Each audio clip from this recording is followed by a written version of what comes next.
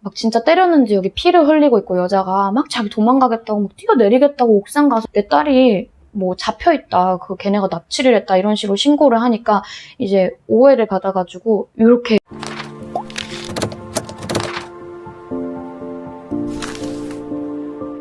하이 신짜오 안녕하세요 여러분. 오늘 제가 한번 예전에 맨 처음에 베트남 오자마자 사기당한 썰을 풀어보려고 하는데요. 계속 미루다가 이번에 이렇게 여러분께 처음으로 의자 토킹을 하게 됐습니다. 근데 이런 얘기하는 김에 여러분이 혹시 베트남에서 일반 원룸을 구하실 때 어떻게 해야 되는지 막막할 때 제 영상을 통해서 도움을 받았으면 싶어서 또 촬영을 하게 된 것도 있어요. 사실은 제가 처음에 너무 무지한 상태로 갑자기 베트남에 가고 싶다 그 생각만으로 그냥 2, 3주 만에 결정을 해서 그러니까 표를 2, 3주 뒤를 산 거예요. 그러니까 갑자기 아무 준비도 없이 이제 가게 된 건데 대탐 여행자 거리에다가 숙소를 하나 잡고 하룻밤에 15,000원짜리였어요. 제 짐이 또 35kg이고 해가지고 바로 그냥 가까운 데다가 두다 보니까 제가 그 당시에 생각했던 하루 그 15,000원이라는 게 좀 비싼 거예요. 저는 하루에 5,000원에서 10,000원 정도면 될 줄 알았고 일단 베트남 왔을 때 한 4달 정도 살 거 생각하고 400만 원이 조금 안 되게 가져왔었어요. 왜냐면 전 로컬 음식도 많이 먹고 진짜 로컬 생활을 해야겠다라고 준비한 거라서 큰 돈이 필요 없다고 생각했고요. 근데 이제 일주일 동안 집을 구하는데 윙티민카이라는 하숙촌이 있어요. 거기는 한국인이랑 외국인들이 인사대 여학당을 다니면서 가기 되게 편해요. 걸어 다니실 수 있고 또 보통 300에서 400달러면은 다 풀옵션으로 살 수 있습니다. 빨래도 해주고 청소도 해줘요. 근데 당시에 제가 좀 구두쇠였던 것도 있는데 뭔가 300~400달러 너무 비싼 것 같은 거예요. 그래서 일주일 동안 계속 찾아다니면서 아무리 봐도 풀옵션에 30만 원 이하 집이 없는 거예요. 그러다가 어떤 집을 찾았어요. 베트남 친구가 도와줘서 쩌또시라는 앱에서 찾았는데요. 사실 이 앱은 이 사건과 관련이 너무 있다고 볼 순 없어요. 왜냐면은 물론 사기 매물을 올린 사람의 잘못이 있지만 이 앱을 되게 사람들이 많이 사용하거든요. 이제 가보니까 풀옵션에 물세, 전기세 다 포함이고 완전 새 집에 이런 곳이 없는 거예요. 30만 원도 사실 그렇게 좋은 데가 없었거든요. 그리고 또 인사대 근처, 인사대가 1군 중심지에 있는데 바로 옆에 3군이었어요. 금방 자전거로도 갈 수 있는 그런 곳이어서 좋다 했는데 이제 그 집을 중개해주는 친구가 저랑 나이대가 비슷한 것 같기도 하고 막 장황하게 말을 하는데 사실 제가 잘 알아듣진 못했고 친구의 도움으로 계약서도 다 보고 해서 계약을 하려고 하는데 문제가 딱 하나가 다 마음에 드는데 3개월치 보증금에다가 2달치 월세, 그래서 총 5개월치를 해서 30만 원 곱하기 5 하면 150만 원을 내야 되는 거예요. 그거 하나가 너무 걸리는데 뭔가 보증금이 원래 베트남에서 한 달에서 2달치 정도 돈이에요. 그래서 한 달 2달치인데 그냥 3달치로 내는 거고 월세는 뭐 그냥 2달치로 내는 거고 이런 식으로 약간 현혹되게 말을 했었죠. 근데 그거를 좀 돈이 부담이 되는데도 고민을 하다가 뭔가 집을 너무 찾아다니는 거에 좀 지치고 해서 진짜 너무 무지하게 그냥 선택을 했어요. 그리고 돈을 내는데 진짜 많긴 하더라고요. 계속 그 50만 동짜리를 엄청 세가지고 오케이 하고 돈을 가져갔어요. 근데 이제 그 친구 말고 집주인이라고 하는 친구가 돈을 같이 가져갔었는데 그 친구가 20대밖에 안 돼 보이는 거예요. 그래서 집주인인데 왜 이렇게 젊지? 부자인가? 하고 생각을 했어요. 근데 문제가 이제 집 계약을 끝나고 나서부터 문제가 생기는데 전기가 뭐 잘 안 된다거나 좀 도움을 받아야 될 상황 혹은 뭐 전기 끊기고 물 끊기고 막 그런 로컬에서 생길 수 있는 문제들이 있어도 연락이 안 되는 거예요.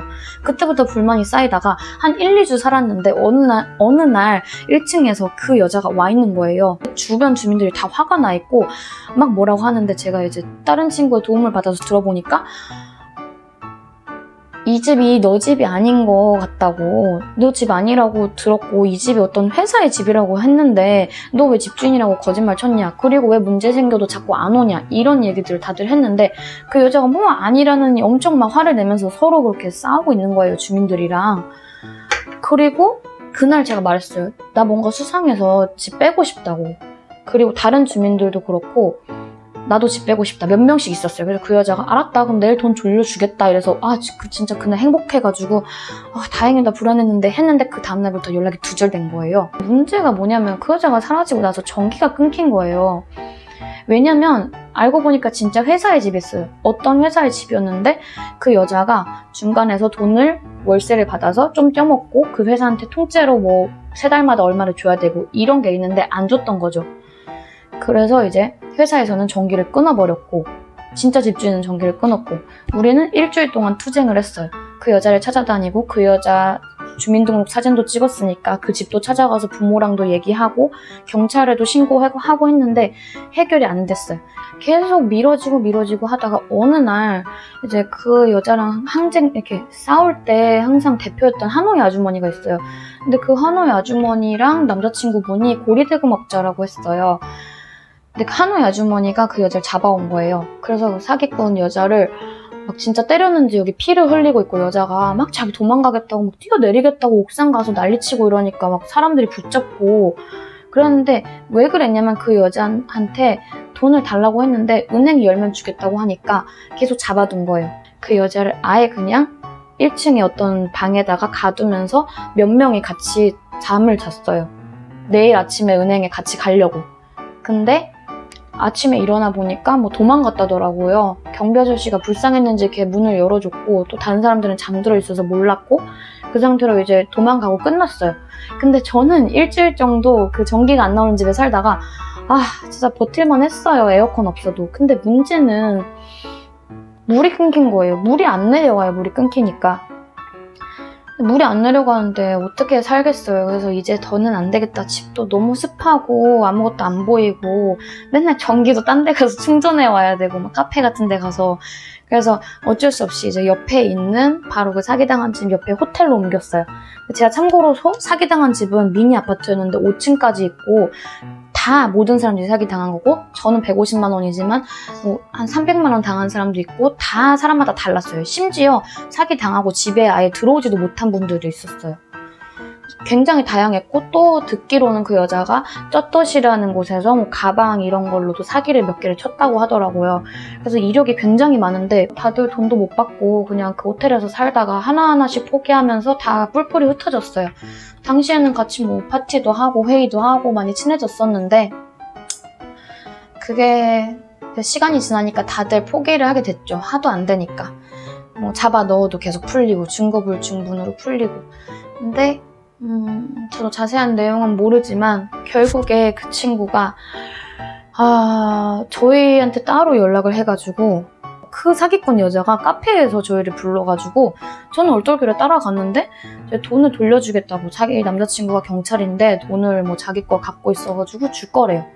그래서 알았다 하고 기다리다가 그 여자가 호텔로 가서 기다리자고 오래 걸린다고 그래서 호텔로 갔는데 한 저녁 때까지 계속 기다려도 답이 안 나오고 연락이 뭐 이따가 올 거다 이런 식으로 남자친구가 좀 이따 와서 돈 갖다 준다 이러니까 기다리다가 뭔가 다들 믿긴 하는데 지쳐가지고 몇 명은 놀러도 가고 몇 명은 거기서 지키고 있고 계속 교대하고 그리고 저는 이제 친구들이 뭐 있으니까 그냥 그러려니 하고 그 일을 하러 갔어요. 그때가 이제 한창 힘들 때인데 너무 다행히도 영어 강사를 할 수 있게 돼가지고 좀 알바식으로 가는 타이밍이었거든요.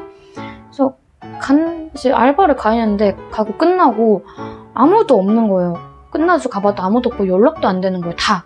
그래서 진짜 걱정했어요. 다 어떻게 된 거 아닌가. 너무 걱정돼서 잠도 못 자고 이제 다음날 새벽이 돼서야 연락을 받았는데 다들 경찰한테 잡혀갔다는 거예요. 알고 보니까 그 사기꾼 여자애가 진짜 무서운 게 거기 호텔에 있었잖아요. 자기가 돈 준다 해서. 근데 그 여자의 아버지가 경찰한테 전화해서 내 딸이 뭐 잡혀있다. 걔네가 납치를 했다. 이런 식으로 신고를 하니까 이제 오해를 받아가지고 이렇게 해서 체포를 당한 거죠.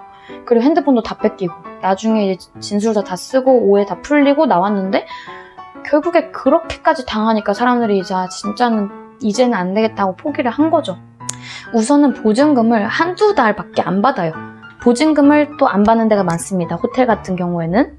그리고 일반 하숙이나 미니 아파트 그런 로컬의 집들은 한 달치 혹은 2달치 보증금을 받아요. 그리고 그 달 월세까지. 보통은 2-3달 어치의 월세만 내면 되는 거죠. 근데 그 이상이다. 그럼 일단 의심해야 되고 뭔가 집이 너무 좋아도 나중을 생각해서 그냥 포기하시는 게 나아요. 진짜 제발 포기하세요. 그리고 그리고 뭐 크게 저는 도움은 안 됐지만 민증 사진을 찍어 두신다던가 뭐 녹음을 해 두신다던가 이제 집주인한테 물어볼 수 있는 거 최대한 물어보고, 가장 좋은 거는 현지인 친구가 도와줘서 같이 집을 계약하러 가는 거고요. 물론 현지인 친구도 너무 어리거나 잘 모르는 분이면 사실 저희랑 크게 다를 건 없겠죠. 근데 똑부러지는 분이 도와준다면 여러분이 집 계약하는데 훨씬 도움이 될 거예요. 자, 그 다음으로 이건 좀 별개인데, 집을 계약할 때 제가 항상 현지인 친구들이 도와줬을 때, 물론 처음에는 그 집은 실패했지만 그 이후로는 다 깎을 수 있었어요. 그래서 너무 이제 비싼 돈에 들어가지 않고 월세를 깎는다던가 보증금을 깎는다던가 수도세나 물세를 수도세나 전기세를 포함하는 식으로 그렇게 좀 협의를 볼 수 있다는 거. 자, 그리고 정말 중요한 게요.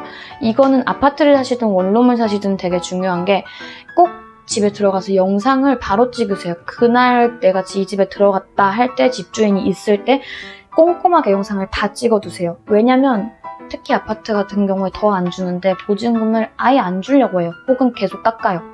왜냐면 다 살았는데 보증금 큰 돈이잖아요, 나름? 요즘 아파트는 500달러에서 1000달러 하죠, 월세에. 그럼 50에서 100만 원대인데 그거를 또 2달치다. 100에서 200만 원 정도인데 큰 돈이죠. 집주인들 좋은 분들 정말 많아요. 근데 그렇지 않은 분들 만났을 때는 제가 봤던 경우도 벌써 3-4번 다 보증금 못 돌려받고 나왔어요. 왜냐면 이거 망가졌다, 저거 망가졌다. 혹은 보증금 줘야 되는데 계속 미루면서 나 하노이 갔다 올게, 어디 갔다 올게, 나 어디 갔어, 미안. 이런 식으로 계속 미루면서, 혹은 망가졌다는 핑계로 계속 돈을 깎거나 안 줍니다. 그런 사람들이 많이 있습니다. 그런 점들을 정말 너무 조심하셔서 저처럼 큰 피해를 받지 않으셨으면 좋겠어요. 솔직히 150만 원 크지 않을 수 있는데 그 당시에 저한테는 전 재산의 3분의 1이었고 그런 식으로 돈을 잃고 나서 시간도 굉장히 많이 썼고, 그 이후로는 자꾸 나쁜 일이 생겼어요. 왜냐면 한번 그렇게 내가 가진 돈의 나름 큰 부분을 잃고 나니까 자꾸 삶이 팍팍해지고 사람이 팍팍해지고요. 그리고 돈을 아끼려다 보니까 더 나쁜 일이 생기더라고요.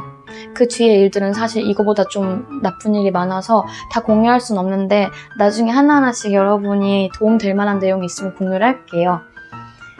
그리고 마지막으로 꼭 영문으로 된 계약서를 잘 확인하세요.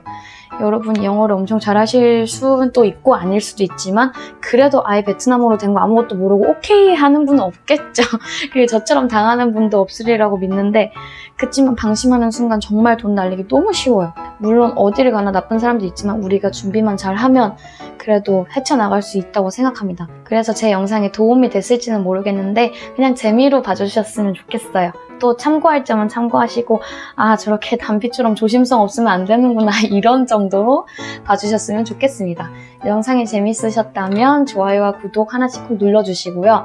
또 집에 관한 여러 가지 정보, 질문들 이런 거 댓글로 입력해 주시면 제가 아는 한에서 최대한 정확하게 여러분께 공유해 드릴게요.